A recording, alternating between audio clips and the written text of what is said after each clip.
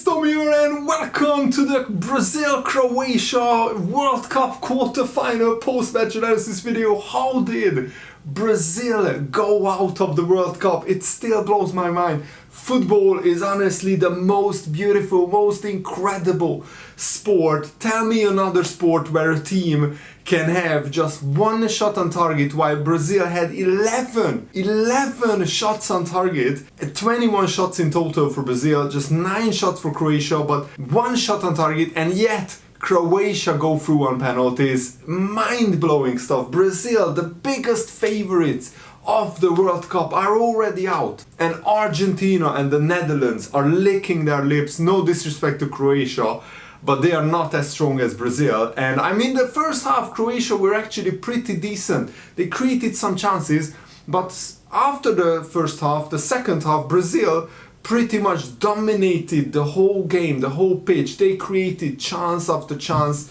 They were so good in possession. They had so many shots. The Croatia goalkeeper was the man of the match. He was absolutely outstanding. He made 10 saves plus a save in the penalty shootout, which decided pretty much the penalty shootout. Absolutely incredible.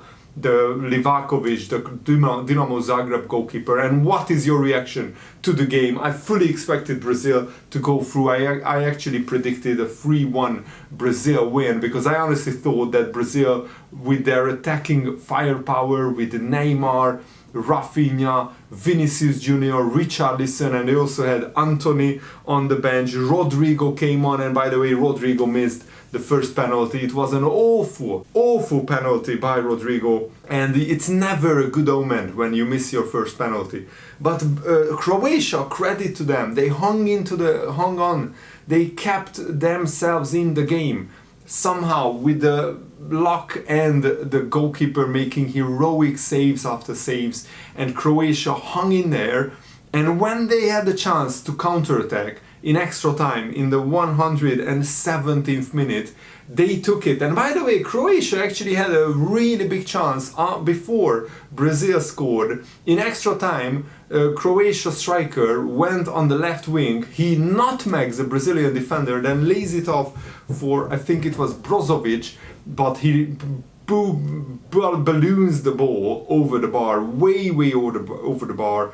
And after that, Neymar scored one of the best goals of the whole tournament. Honestly, the 1-2s before Neymar rounds the goalkeeper and smashes it into the roof of the net. I was really hoping and praying that Brazil will win the game 1-0, because I want my Liverpool players Fabinho and Alisson to lift the World Cup trophy. And also, I love Brazilian football. I've been growing up watching the 98 and 2002 great Brazil teams. They lost the World Cup final and they won the World Cup final. And that 2002 World Cup team was absolutely glorious.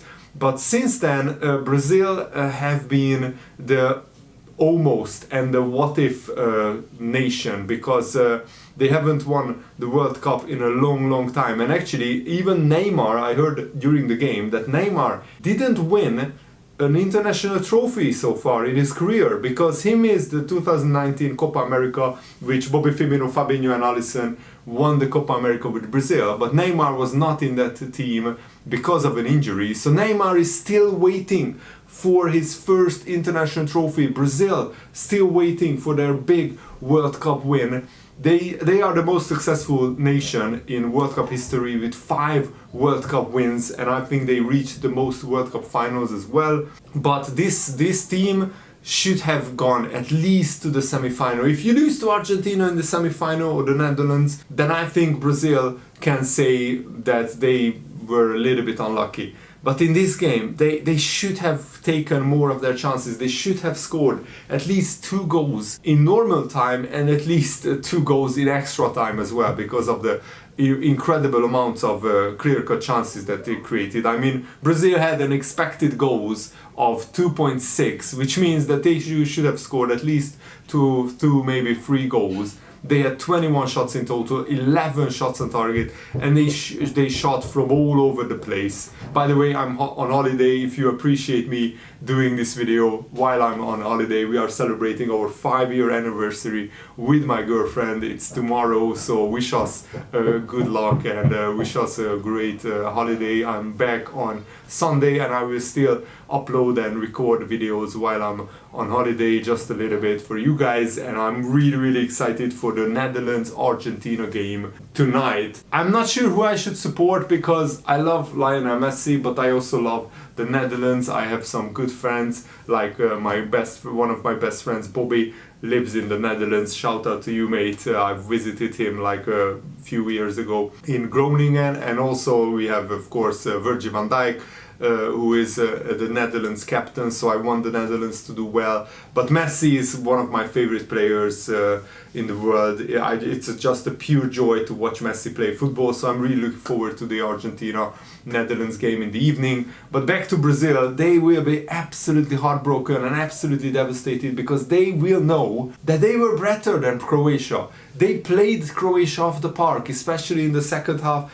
and in extra time, but Croatia just needed one counter-attack. Brazil committed so many players forward because there was no threat from Croatia in the second half, in extra time. So I can understand why Brazil thought, let's just push forward and let's try and get that second goal and let's try and kill this game off. They risked a little bit too much. They weren't pragmatic enough. Maybe they should have kept one or two defensive midfielders back and the back four, because Croatia broke the 170th minute and they were running with like 5 attackers on the back four of Brazil. And when you are 1-0 up in the 170th minute in a World Cup quarterfinal, should you be pushing so many men forward? Should you be throwing so many players forward? Basically 6 of your attacking players are out of the game. They are on the other side of the pitch. So the Brazil back four were helpless because they couldn't really do anything but fall back and retreat.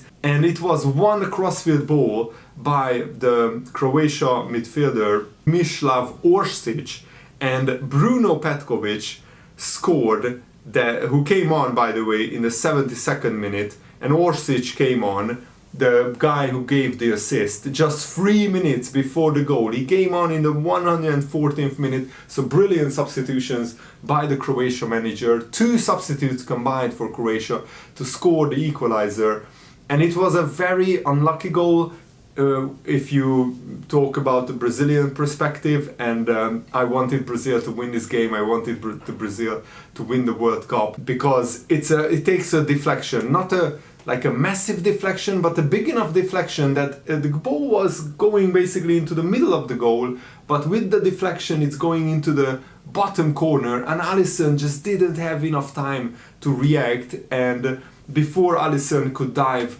and reach the ball was past him and into the back of the net. And Croatia's penalties were pretty much perfect. The first 2 penalties, high in the middle, low in the middle, and then the other 2 penalties, bottom corner next to the post, especially the last penalty by Orsic, who gave the assist, was perfectly into the corner. And after Rodrigo missed, Brazil was always going to be struggling if Croatia score all other penalties. But then Marquinhos, the centre-back, took the 4th penalty for Brazil, and he hits the post and it comes out and Brazil are out. Absolute heartbreaking. And this is the magic of football. This is why we sometimes love, sometimes hate the game of football, because the underdog, Croatia, has done an absolute miracle, and congratulations to them for their defensive resilience.